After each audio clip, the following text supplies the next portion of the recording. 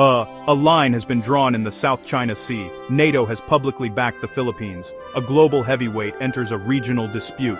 China has responded swiftly and strongly. The world is now watching. This matters far beyond the shores of Asia. Global security, rules that govern our seas, the future of international trade and peace. What happens next could affect us all. To understand today's news, we must look at yesterday's history. The South China Sea is one of the world's most important waterways. Nearly 1/3 of all global shipping passes through it. It is rich in fish. It is believed to hold vast reserves of oil. It is believed to hold vast reserves of natural gas. For centuries, it has been a vital area for trade and resources. This value is why it is so heavily contested. Several nations claim islands, reefs, waters. Claimants include the Philippines, Vietnam, Malaysia, Brunei, Taiwan. Each has historical and legal basis for its claim. China makes the most expansive claim. It's called the 9-dash line, a U-shaped line. It covers about 90% of the South China Sea. Beijing cites historic maps and centuries of use. To enforce the claim, China began massive island building, dredging sand and coral to create artificial islands. On them, military-grade airstrips, ports, radar installations. Neighbors see this as militarization of disputed waters. The Philippines has been a vocal challenger. Feeling overwhelmed by China's larger Coast Guard and Navy, Manila acted. In 2013, it filed a case at an international tribunal in The Hague under UNCLOS. On July 12, 2016, the court sided with the Philippines. The ruling said the 9-dash line has no legal basis. It also found China violated Philippine sovereign rights in its EEZ. China rejected the ruling as null and void. Since 2016, tensions persisted. Chinese and Philippine vessels have had standoffs at sea. Filipino fishermen report harassment and being blocked. The Philippine Coast Guard documents dangerous maneuvers, sometimes coming within feet of collision. Incidents have become more frequent and aggressive. That escalation pushed the Philippines to seek stronger allies, and drew NATO's attention. Understanding this history explains why NATO's involvement matters. The current situation did not appear overnight. It is the result of a series of escalating incidents over the past year. Tensions have been particularly high around a feature known as the Second Thomas Shoal, which the Philippines calls Ayungin Shoal. A small contingent of Filipino Marines is stationed there on a grounded, rusty warship from World War II, the BRP Sierra Madre. This ship serves as a makeshift military outpost. The Philippines regularly sends supply boats to bring food, water, other essentials. These resupply missions have become flashpoints for conflict with China. Throughout 2024 and into 2025, the world has watched as Chinese Coast Guard and maritime militia vessels have repeatedly tried to block these missions. On several occasions, including in late 2024 and again in the spring of 2025, Chinese ships used powerful water cannons against the smaller Philippine supply boats, causing damage and injuring crew members. Videos of these incidents, released by the Philippine Coast Guard, have been shared widely online.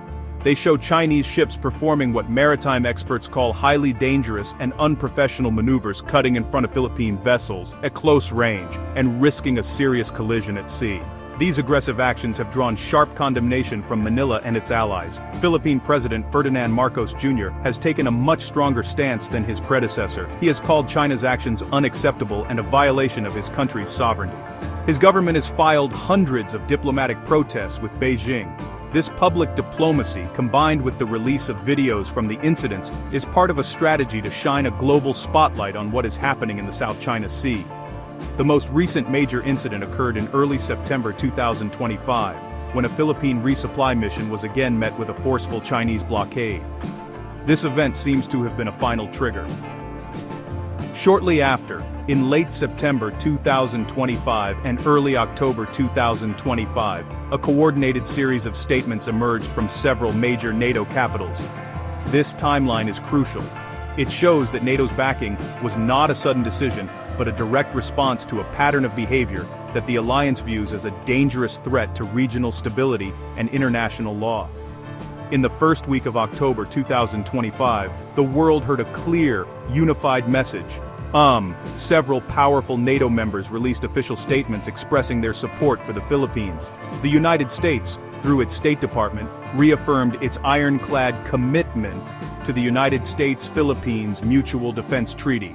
public vessels, aircraft, armed forces, including the Coast Guard. Those attacks would invoke U.S. mutual defense commitments. This was a direct and powerful warning. Other key allies followed suit: United Kingdom, France, Germany. They condemned dangerous coercive actions by Chinese vessels. They referenced the 2016 arbitral ruling as a valid legal framework. A joint EU statement echoed these points. It called for de-escalation and restraint. On October 8, a senior NATO official said, "The freedom of navigation is a global principle. We stand with our partner, the Philippines, in upholding international law." These statements represented significant diplomatic alignment. China's reaction was immediate and unambiguous. On October 9th, the Chinese Foreign Ministry spokesperson held a press conference in Beijing. The spokesperson accused NATO of stoking confrontation and of interfering in regional affairs that are none of its business. China reiterated its indisputable sovereignty over the South China Sea and its islands. The official statement said, The so-called arbitral award is illegal, null and void. China does not accept or recognize it. Beijing warned external powers against meddling. Their involvement would only complicate the situation and undermine peace and stability. Beyond official statements, China also took action. Chinese state media launched a coordinated campaign, publishing critical editorials. They framed NATO's support as an attempt to contain China's peaceful rise. On the water, reports indicated China increased naval patrols near disputed areas and increased Coast Guard patrols. These actions signaled Beijing would not back down. It was a classic Chinese diplomatic strategy: respond with firm denials and demonstrate strength and resolve on the ground. NATO's public backing has sent powerful ripples across the political landscape. For the Philippines, it is a major diplomatic victory. It validates Manila's strategy of internationalizing the dispute and building a coalition of support. Politically, this strengthens President Marcos Jr.'s hand, both at home and abroad. It gives his government more leverage in any future negotiations with China. However, it also raises the stakes. By drawing in global powers, the Philippines is now at the center of a much larger geopolitical contest. This could limit its room for maneuver and increase the pressure to align more closely with its Western partners. From a military perspective, the consequences are significant. The explicit mention of the U.S.-Philippines Mutual Defense Treaty is the most critical element. It clarifies the conditions under which the United States might intervene militarily. This could act as a deterrent to China, making it think twice before engaging in actions that could be interpreted as an armed attack. We may see an increase in joint military exercises between the Philippines and NATO members, particularly the US, UK, France. These exercises would be designed to improve coordination and send a clear signal of military readiness and alliance cohesion. However, this increased military presence also brings risks. The South China Sea is already a crowded waterway. More warships patrol planes, and military drills from all sides increase the chance of an accident or miscalculation. A close encounter between a Chinese and an American warship, or a collision between a Coast Guard vessel and a fishing boat, could quickly spiral into a major international crisis. Both sides will need to maintain clear lines of communication and adhere to established protocols for military encounters to prevent an unintended escalation. The military temperature in the region has undeniably been turned up a few degrees. For the region as a whole, this development is a source of concern. Other Southeast Asian nations with claims in the South China Sea are watching nervously. They are caught between their economic dependence on China and their security concerns about its assertiveness. NATO's involvement could force them to choose sides, something most would prefer to avoid. The Association of Southeast Asian Nations, which operates on consensus, may find it even harder to forge a unified position. The risk is that the region could become increasingly polarized, split into pro-US and pro-China blocs, undermining decades of efforts to maintain regional unity and autonomy. This is, a very delicate moment. To add context to this complex situation, it is helpful to hear from those who study it for a living.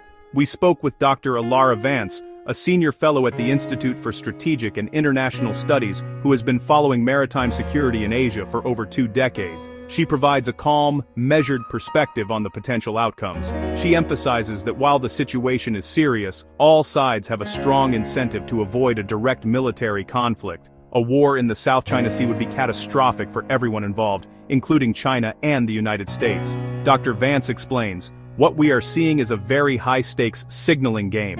NATO's statements are diplomatic and deterrent signaling. They tell Beijing its actions are crossing a line, and the international community is willing to push back. The goal is not to start a war, but to prevent one by re-establishing a clear set of rules and consequences." The tensions in the South China Sea are not just about military strategy, they are also about money, a huge amount of it. This waterway is a critical artery for global trade. Trillions of dollars in goods pass through it every year, connecting factories in Asia to markets in Europe, the Americas, the rest of the world. Any disruption to this flow of commerce would have immediate and severe economic consequences. Shipping companies could face higher insurance premiums. They might be forced to reroute their vessels on longer, more expensive journeys, leading to delays and increased costs for businesses and consumers. NATO's involvement and China's strong reaction create a climate of uncertainty. Financial markets dislike uncertainty.